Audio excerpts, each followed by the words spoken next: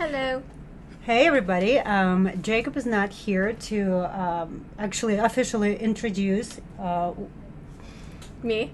no, just generally what we're doing here. Yeah, we're deep diving into our second segment. Jacob's taking a quick break. He'll be back to join us. Yeah, for the first one, Jenny wasn't here, but she came back, and we decided that, hey, why wouldn't we just shoot the second one right away?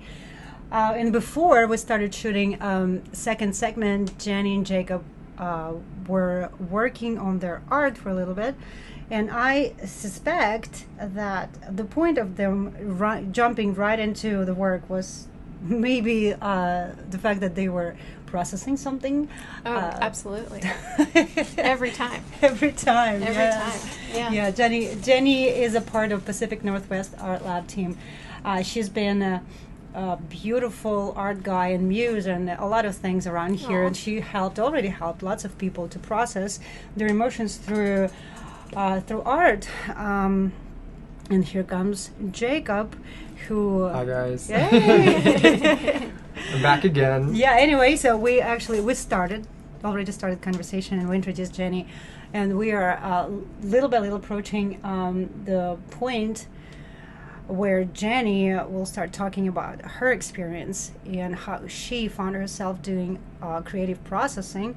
And also, maybe it makes sense to talk first a little bit about how currently adults, and I'm talking about adult population more than kids, because this is the niche our studio works with. A lot of adults, right? Yes, Yeah. right. So how the society does not allow adults to process their feelings the way adults should, because we have so many stresses, and the stress, instead of allowing ourselves to just get out and somehow find voice and let it out, we process it inside. Yeah. Right, so Yeah. creating, Or sometimes not even. Or we suppress it, right? We suppress so it. We just push it down and down and down And and hope down. that tomorrow is just another day. Where it dissipates somehow into the Exactly. ether and doesn't come back. exactly. But it And- doesn't. It Yeah. builds up. Yeah, and then we get what's happening right now with the society, yeah. and it's Absolutely. disturbing, it's crazy, and it shouldn't be the case at No. all. So yes, now back to you, Jenny. Well, I relate to this on so many levels because, as a child, I remember being told, and, as we grow, it's like you're allowed to do certain things, and then all of a sudden we tell our children how to process their feelings, right? But what we don't realize is that when we tell them not to express their feelings, is that they carry that into adulthood, and then they can't. We just learn to suppress, right? You model for We them. model for them. Our parents modeled for us. So it doesn't make sense. And we were modeling for them, and then we have a lot of angry, sad, frustrated Confused. people, confused people. A lot of and unresolved. Unresolved, right? Yeah. And there's not always words Yes. necessarily for the Right. feelings that we have inside of us. And, Most of the time it's not. Absolutely. Yes. And I think that for me, like, art has been my way of, like, putting out there how I'm feeling and, like, what is happening inside me so that I can examine it, so I can, like, do it exactly what it says, process it, and so that I can, like, say, okay, now that's gone, right? And that's art in my life. I paint for pleasure, of course, right? Makes me happy, but it makes me happy because I can express myself. Mm-hmm. And I feel like there's a lot of things in society that tell us right now, just, like, push it down. Feelings are only okay in certain situations, or You need to be, you can't communicate. yes. But it's such an important part of communication, Mm-hmm. right? And and when we suppress, we pop, right? Mm-hmm. And then, like you said, we end up with unsavory business in society. That's and so Yeah. I needed. Yeah. Sorry. Go ahead. No, you're fine. I was just going to say exactly because when we don't handle it ourselves, it doesn't just stick with us. Yeah. It feeds into and it bleeds into our relationships and our friendships and whoever else we end up interacting with on a daily basis. And so that stuff that we end up, like, not taking care of will actually have an impact on someone else. And if they're in the same situation, which is most people, that'll just continue this negative feedback cycle amongst like a whole community, and by the time you know it, you just have social norms and that are not healthy in a toxic society, kind of like we have already. We're just talking about that doesn't address these issues. No, and that's like why talking about creative processing is super important for us absolutely. right now. And honestly, for myself, like we've all have stories, right? We all have different stories in our life of things that happened to us, things we've gone through, and we don't need to talk about that. But what I do is that I, as an adult, had to take the stigma out of I needed help, so I started going to therapy. And that helped me a lot. But as what I would find myself is like I'd go through that work and processing in my therapy appointments, but then I was like I'd leave with all this heavy weight and all this feeling around me, and I felt like it would just like I was just suppressing it again. And I was observing back, right? Because you got to walk You're like, back. Cool, that's nice. Yeah, okay, thanks. Back down to thanks. We talked about that. I understand myself better now, but now I got to put all those feelings back into the suitcase. And I found myself unknowingly coming to the studio after my sessions to paint or draw or create or do something because I didn't want to take it home, right? I wanted to I needed a minute to let it out. Extract it and just leave it somewhere. Put a name on it. You know, they always tell you to name it and then call it out or whatever and put it there. You know, and that's what art is for me. So I realize now it's like when I'm going through something or when I'm trying to process and instead of suppressing it and taking it home and then like something triggering me and it affects the people around me, it's like I can put it somewhere. Right. I can put it somewhere and it's amazing, right? And the most amazing thing is when somebody else sees that expression and is moved by it because they feel like somebody's they connect, right? Yeah. And then that gives them permission and allows them to not be suppressed, right? Jakob and I talked about it when we talked about Nomsters when it's a group setting. People, so it just takes one person. Mm-hmm. You set an example. Yeah, who sets an example of being free, really, with the emotions, with expression. Absolutely. Right. That's what we need. That's what we need. And I feel like that's why we're starting this conversation. Sure. It's it starts with us, but you as listeners will hear this, and hopefully we're hoping that you will feel inspired enough to practice it, and that other people will notice, and that it kind of has a butterfly effect from there, and that over time we can actually kind of make an impact. I mean, it seems like a grand a goal to have, but I think it's got to start at some point. Right. You got to give yourself permission. The point of the studio, and I know that for the both of you and for me too, for everybody who's in the core of the studio, is to let other people know who probably going through something similar that we're going through emotionally, that there is a way to name your emotions, to deal with your emotions without taking that label, wearing it, and being kind of when society when you put yourself in a box, it's you named your emotion, but you did not label it. You don't walk around feeling bad about feeling something. You're just it's turned into art piece, and somebody actually likes it.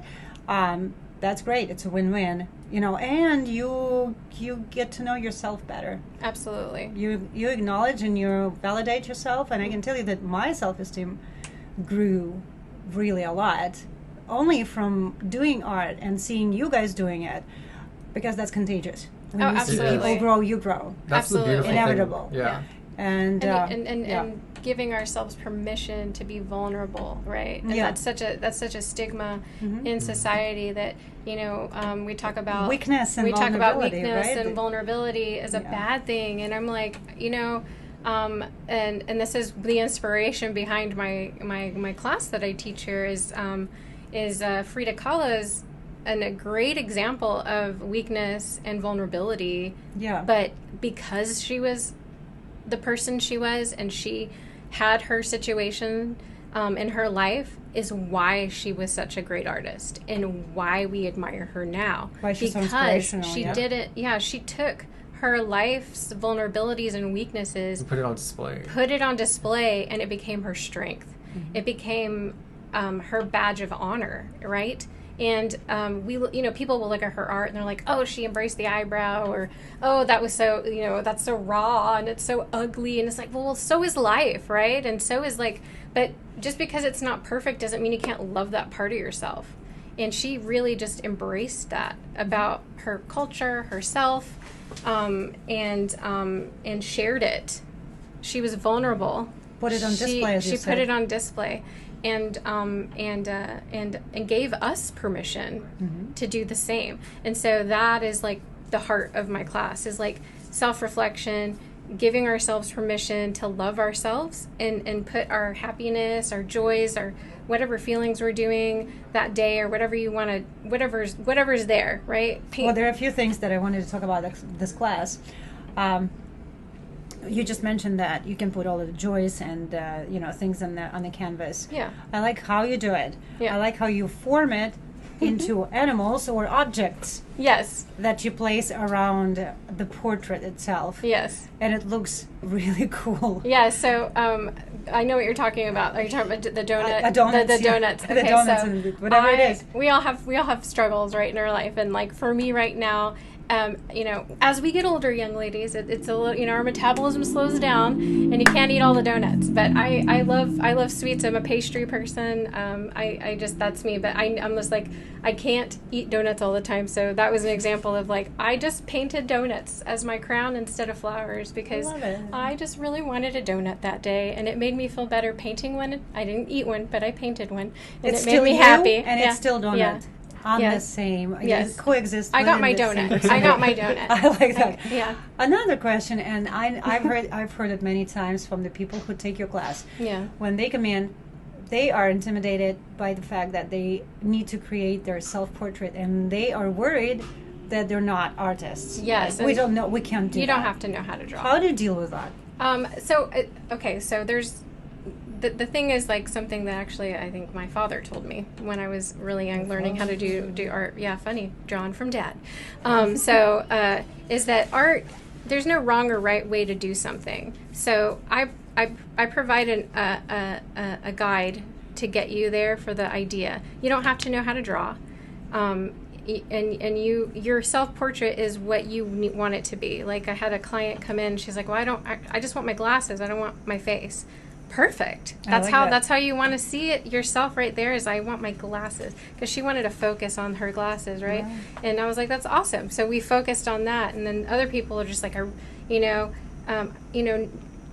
nothing ever matches my skin tone. I want my skin tone, right? I wanted that was like one element. That one element that made them unique, right? They wanted to know how to make their skin tone, and that's what we focused on, is like showing people how to like make their color, right?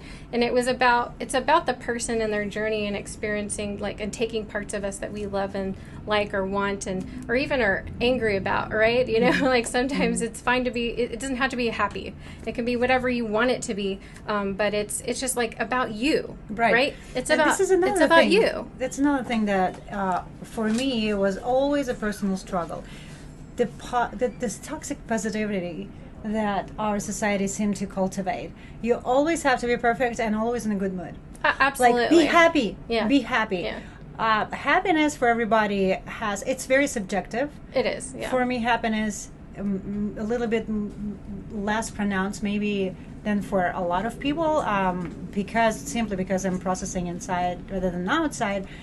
And for me, just being calm and balanced, or just having those quiet little moments, that's my happiness. And I think that what we are trying to do at our studio, to create, is that atmosphere that you do not have.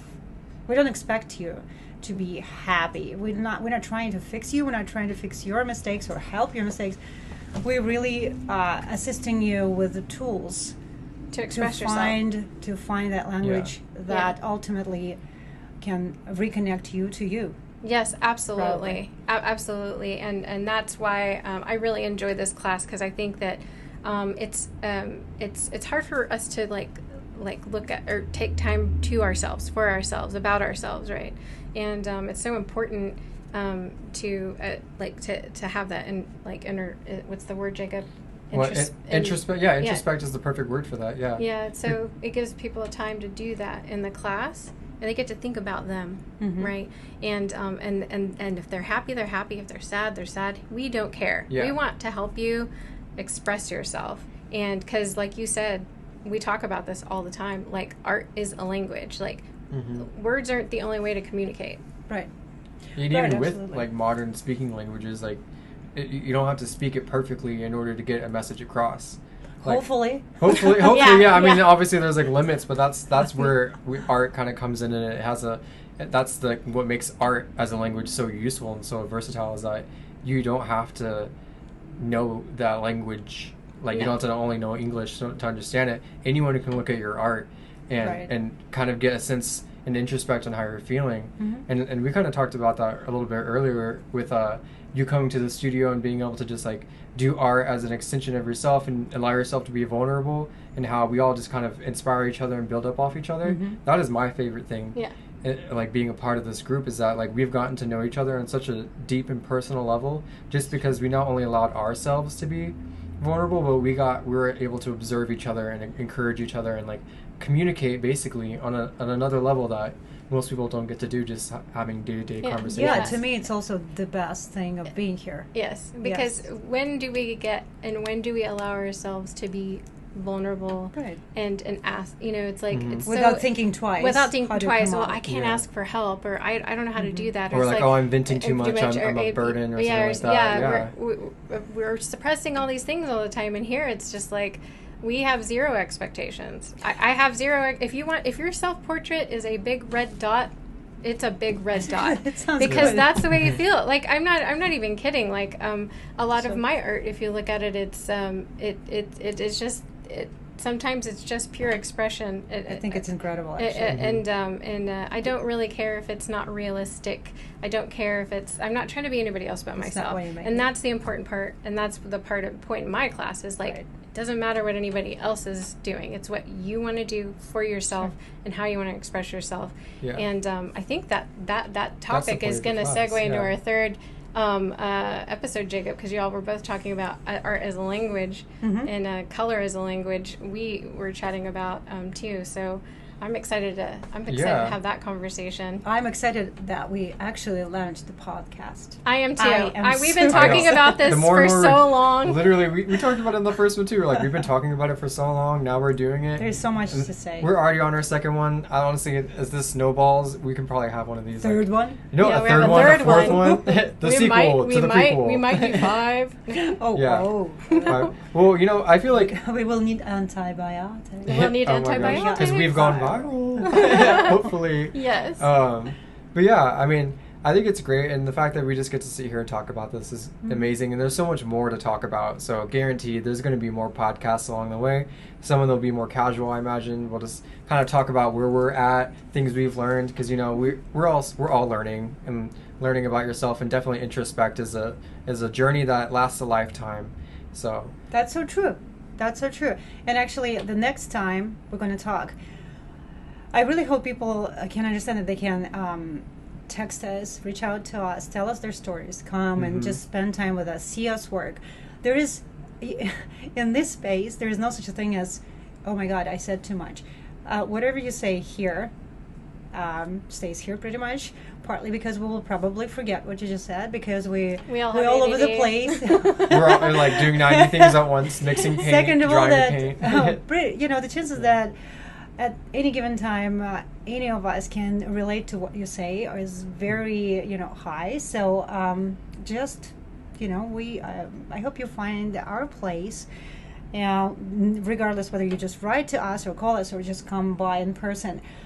A place where you're comfortable and you can just share whatever it is on your mind, on your heart, or whatever you have, creatively to say. Yeah, and express yourself. Yeah. Express yourself. Yeah. So thank you guys again for joining us. Obviously, it was lovely to hang out with you guys and do some art. Likewise. Yes, I'm actually going to continue. Yes, the art never ends. It shouldn't. That's great. Just show must go on. The show, yes. Except for this show. The show is actually about to end. But stay tuned for our next segment. Bye. Bye. Bye.